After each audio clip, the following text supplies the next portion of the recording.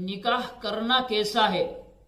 عام طور پر لوگوں کے ذہن میں یہ ہے کہ نکاح کرنا ایک سنت عمل ہے، حالانکہ نکاح کی بہت ساری قسمیں ہیں، لوگوں کے حالات کے اعتبار سے ہے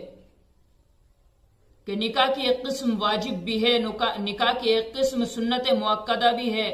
نکاح کی بعض حالات کے اندر نکاح کی قسم مکروہ تحریمی ہے، بعض حالات کے اندر نکاح کرنا حرام بھی ہے۔ اگر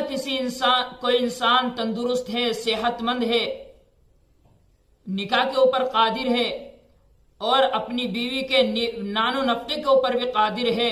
اور اسے پھر یہ یقین ہے اپنی ذات کے اوپر کہ اگر نکاح نہیں کیا تو کسی گناہ کے اندر، اللہ کی نافرمانی کے اندر مبتلا ہو جائے گا، تو ایسے شخص کے اوپر نکاح کرنا واجب ہے۔ اسی طرح کوئی انسان صحت مند تندرست ہے، نان و نفقے وغیرہ پر بھی، اپنی بیوی کے خرچے وغیرہ پر بھی قادر ہے، لیکن اسے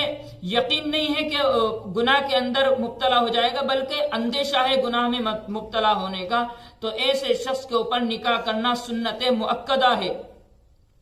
اسی طرح ایک شخص ہے، تندرست ہے، صحت مند ہے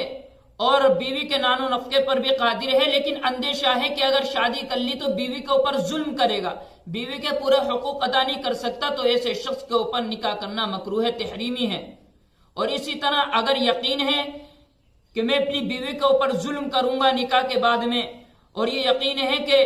اپنی بیوی کے صحیح طریقے سے حق ادا نہیں کر سکتا، تو ایسے شخص کے اوپر نکاح کرنا حرام ہے، ناجائز ہے۔